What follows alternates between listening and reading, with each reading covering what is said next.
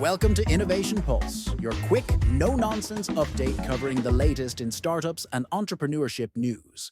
Terrestrial Energy is raising $280 million for its small modular reactors, while Lace AI revolutionizes customer service with AI, raising $19 million since 2022.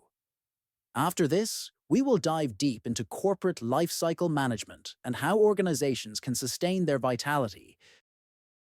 Terrestrial Energy, a North Carolina-based startup, is advancing the field of nuclear power by developing small modular reactors, SMRs, specifically integral molten salt reactors, IMSRs.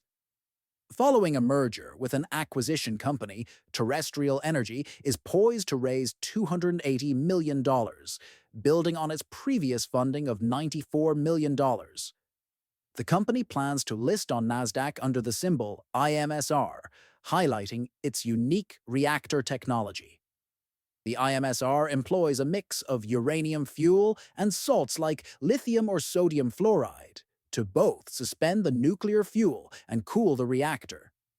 This design aims to overcome past challenges faced by molten salt reactors, such as corrosion, by allowing the reactor core to be fully replaced every 7 years. Terrestrial Energy's reactors are targeted at diverse markets, including electric power, data centers, and industrial applications requiring heat. As electricity demands rise due to electrification and data center growth, the startup's technology offers a potentially valuable solution, garnering interest from tech giants like Google and Amazon, who are actively exploring advanced nuclear options. Lace AI, founded by Boris Valkov, is a startup that harnesses the power of AI to enhance customer service in the home services sector. Valkov, an AI engineer with experience from Meta and VMware, created Lace AI to address the missed revenue opportunities in businesses like HVAC, plumbing, and roofing. The company's software analyzes 100% of customer calls to identify the potential leads and revenue opportunities, offering a more comprehensive solution compared to competitors who only review a fraction of interactions. Lace operates on a SaaS model, charging businesses a monthly fee per customer support agent. With even a 1% increase in bookings, companies can see significant revenue boosts, potentially amounting to millions of dollars. Some of Lace's clients report double-digit revenue growth.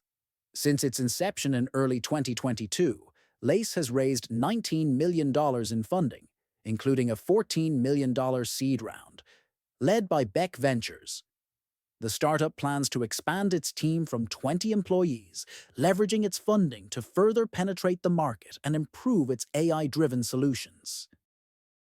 And now, pivot our discussion towards the main entrepreneurship topic.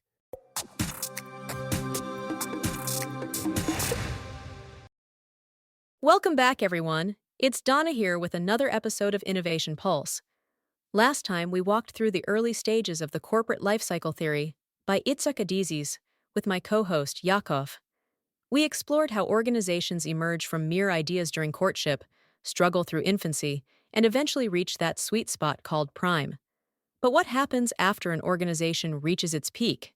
Yakov, today we're diving into the second half of the corporate lifecycle.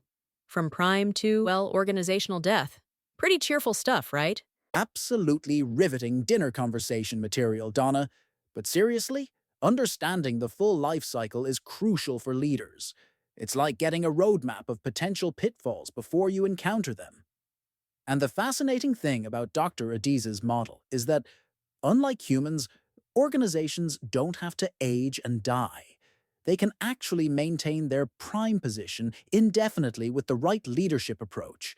That's the corporate fountain of youth you're talking about, right? So let's start with Priime. We touched on it briefly last time, but it deserves a proper exploration since it's what every organization aspires to achieve and maintain. Exactly. Priime is that magical sweet spot where an organization has achieved balance between flexibility and control. The strategy is crystal clear. Processes work smoothly. Growth is both rapid and profitable. And the culture still celebrates that innovation. Think of Apple during the late 2000s, the iPhone 3G through iPhone 5 era, when they were just revolutionizing the smartphone industry. They had operational excellence but were constantly pushing for the next big thing. Toyota in the 1990s is another great example.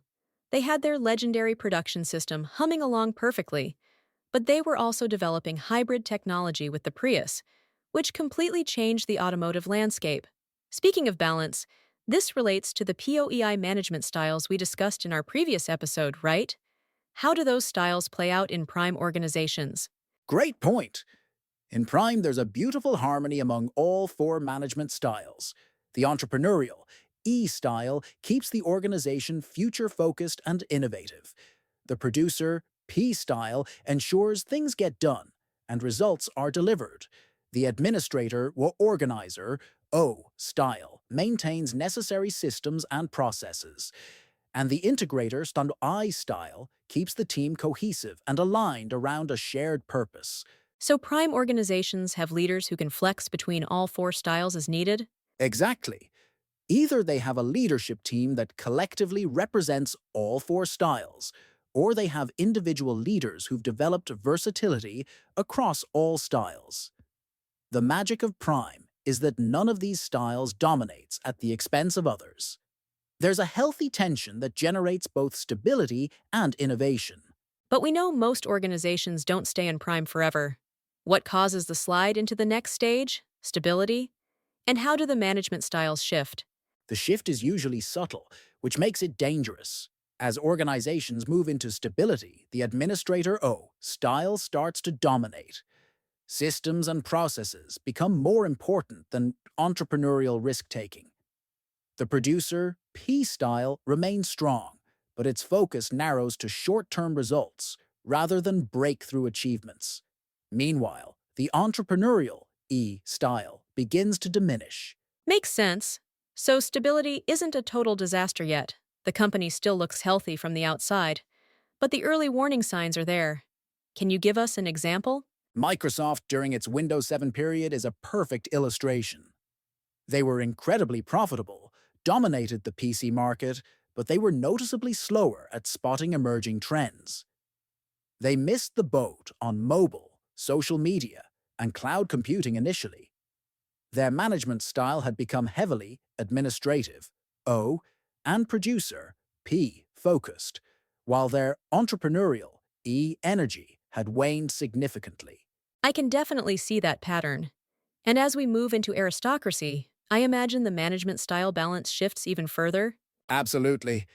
In aristocracy, the administrator O style becomes even more dominant. But now the integrator, my I style, also rises to prominence, though not always in a healthy way. The organization becomes obsessed with harmony, consensus, and avoiding conflict. The entrepreneurial, E style, is severely diminished, and the producer, P style, focuses almost exclusively on defending existing market positions rather than creating new value. That sounds like a slippery slope. Paint us a picture of what an aristocratic organization looks like with these management styles in play. Picture a company where form begins to triumph over function. The administrator, EO, creates elegant processes and beautiful reports, while the integrator, I, ensures everyone plays by the established social rules. Titles and etiquette matter enormously. Meetings are perfectly orchestrated but produce little innovation. The few remaining entrepreneurial E voices are marginalized for rocking the boat, and producers, P, focus on incremental improvements to legacy products. I can picture the mahogany-lined executive floor already. Any notable examples of companies in the aristocracy stage? IBM just before its 1993 crisis is a classic example. They had become extremely formal, process-heavy, and were losing touch with technological shifts. Many legacy European banks have gone through this phase too. They have beautiful headquarters, strong brand heritage, but have struggled to adapt to fintech disruption and changing customer expectations. So, what happens to these management styles when an organization slides into recrimination, the blame game stage? Recrimination is where the balance completely falls apart. The producer P style resurges, but in its most toxic form, focused exclusively on short-term results at any cost. The administrator O style remains strong but becomes weaponized, using processes to control rather than enable. The integrator Jack I style almost completely disappears as trust evaporates, and any remaining entrepreneurial E thinking is viewed with suspicion. So the leadership essentially starts eating itself alive? That's not far off. Leadership during recrimination is characterized by paranoia and finger-pointing. You'll see producer P-types cutting costs relentlessly with no strategic vision. Administrator O-types creating ever more complex reporting requirements to catch underperformers. The integrator Chas I function becomes primarily about enforcement rather than building cohesion. And entrepreneurial thinking is equated with dangerous risk-taking. This sounds like Sears in the 2000s, a constant parade of different leaders, each blaming previous management for the company's decline. Sears is a perfect example. Another would be Nokia's handset division after the iPhone changed the smartphone game. They went through multiple leadership changes, reorganizations, and blame-shifting exercises while their market relevance continued to shrink. The tragedy is that during recrimination, customers are increasingly neglected while all the organizational energy goes into internal battles. I imagine as we move into bureaucracy, the administrator, O style, completely takes over. That's exactly right. Bureaucracy is essentially the administrator, O style, run amok, with no counterbalance from the other styles. Processes become ends in themselves, rather than means to achieve results. The producer, P style, is reduced to following procedures regardless of outcomes. The integrator, I style, focuses solely on compliance with rules rather than building true engagement. And the entrepreneurial, E style, is effectively extinct. So it's basically an organizational zombie at this point? That's the perfect metaphor. These are organizational zombies, sustained by contracts or regulations, not by competitiveness. Form 27B has to be filled out in triplicate before anyone can make a decision. Many state-owned railways or postal services have gone through this phase. Another example would be once iconic brands that survive solely through licensing agreements. They no longer make products themselves. They just collect royalties from their name being used on products made by others. And finally, we reach the end of the line. Organizational death. What happens to these management styles in the end? By death stage, all four management styles have effectively collapsed. What remains might be a shell of the administrator, O function, handling the paperwork of dissolution. The producer P function is focused only on liquidating assets. The integrator I function is overwhelmed by managing layoffs and departures. And the entrepreneurial CE function, if it exists at all, is looking backward at what might have been, rather than forward to new possibilities. Recent examples would be companies like Blockbuster, which officially closed its last stores in 2013, or Toys R Us, which filed for bankruptcy in 2018 and finally liquidated in 2021. Exactly. And most of the casualties from the dot-com bust followed this pattern too. The brands fade until only nostalgia remains. Leadership during death is typically just overseeing the orderly dissolution of the enterprise. Selling assets, managing creditors, and handling legal obligations. It's more about administration than leadership at this point. This whole journey from Priime to death sounds pretty depressing. But you mentioned earlier that organizations don't necessarily have to follow this downward trajectory. How can the right balance of management styles help maintain Priime or even reverse decline? That's the fascinating part of Adizes' model. Unlike biological organisms, organizations can actually rejuvenate themselves and return to earlier, healthier stages of the life cycle. The key is recognizing where you are in the cycle before it's too late and deliberately rebalancing the management styles. So, what specific steps can leaders take with these management styles to maintain prime or reverse a decline? The most important thing is restoring or maintaining a healthy balance among all four styles. If you notice your organization becoming too administrative, or you need to deliberately elevate the entrepreneurial voices. If producers are driving short-term results at the expense of innovation, strengthen the integrator function to rebuild team cohesion around longer-term goals. Are there examples of companies that have successfully rejuvenated themselves by rebalancing these styles? Absolutely. IBM is actually a great example. After hitting bureaucracy and nearly dying in the early 1990s, Lou Gerstner came in and transformed the company. He dialed back the excessive administrator style, reintroduced entrepreneurial thinking with a focus on services rather than just hardware, strengthened the producer function with customer-centric metrics, and rebuilt the integrator function to create a more collaborative culture. Microsoft under Satya Nadella seems like another good example. They've become much more innovative and collaborative in recent years.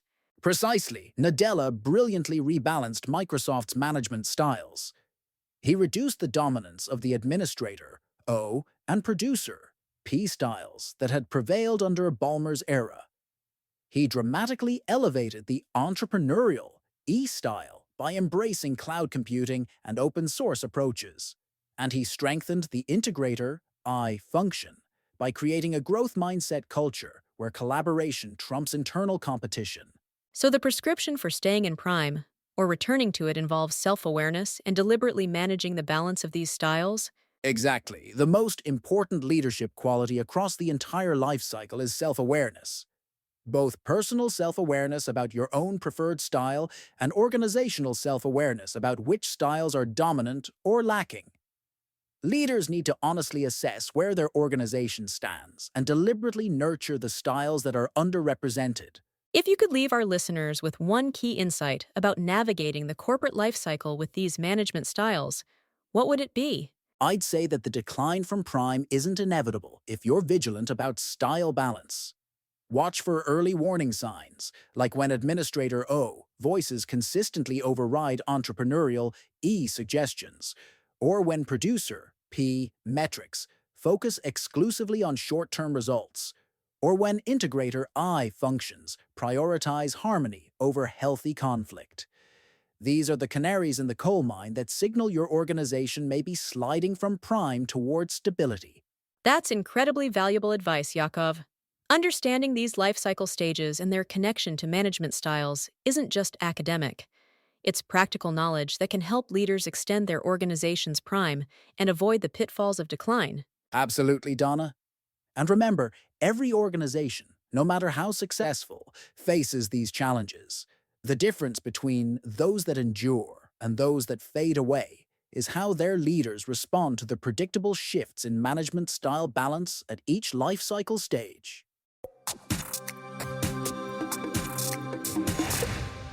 That's a wrap for today's podcast. We explored how terrestrial energy is pushing forward with small modular reactors and how Lace AI is revolutionizing customer service, alongside strategies from the corporate lifecycle theory to keep companies in their prime. Don't forget to like, subscribe, and share this episode with your friends and colleagues so they can also stay updated on the latest news and gain powerful insights. Stay tuned for more updates.